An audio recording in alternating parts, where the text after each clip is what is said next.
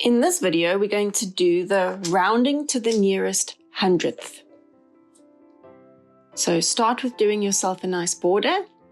And because we're rounding off, I did some lovely spirals around my border, and I did little curls on my heading. Of course, you can do it however you want to. This is just an idea.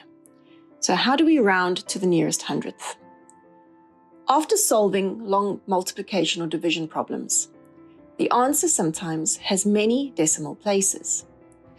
However, when you work with money, you usually need to round to the hundredths place because there aren't any coins that are smaller than pennies. And this is how to do it. Look to the right of the number that you're rounding to and see if this number is higher or lower than 5.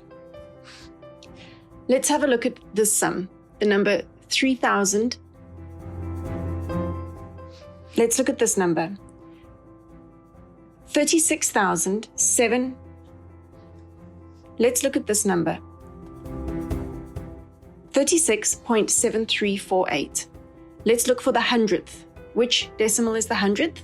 It's the second one next to the decimal point. So in this case, it's the number 3. So let's round that. It's 36.73. What did I do to get this? The numbers 4 and 8 were next to the 3. The other numbers go away after you've rounded off.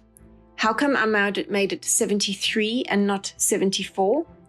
Well, if you look at the number 4, which is right next to the 3, the 4 was below 5, so it was rounded down.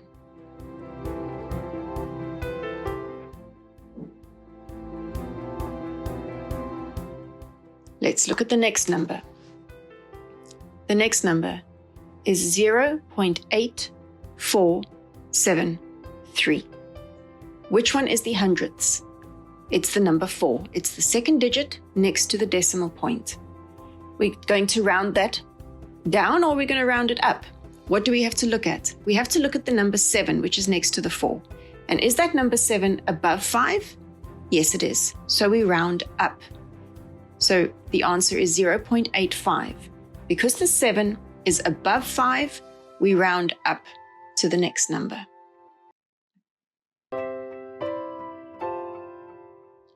Let's look at the next example. The next example is 17.45578. We're rounding to the nearest hundredth, so underline the hundredth, which is the very first 5. So it's the second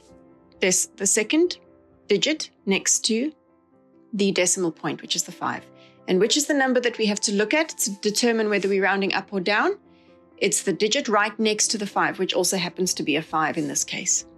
So we round it up to 17.46.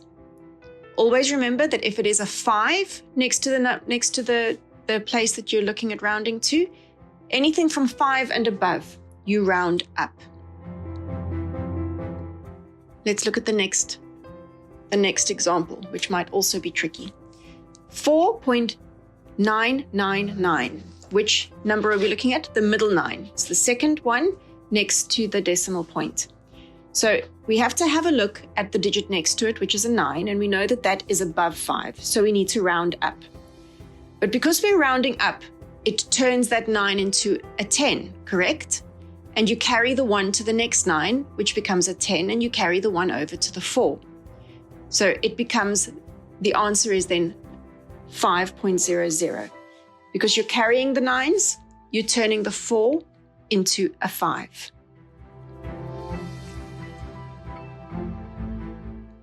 And the very last one is 0.2991. We're looking at the first 9, which is the second space next to the decimal point. The number that's important to look at is the number 9 right next to it. And because it is a 9, we're rounding up. So you round up one space, which turns the 9 into a 10. And so you carry that 1 and add it to the 0.2. So that becomes 0.3. You're carrying the 9. So you make the other 9 into a 10, which carries to the 2 and turns it into a 3.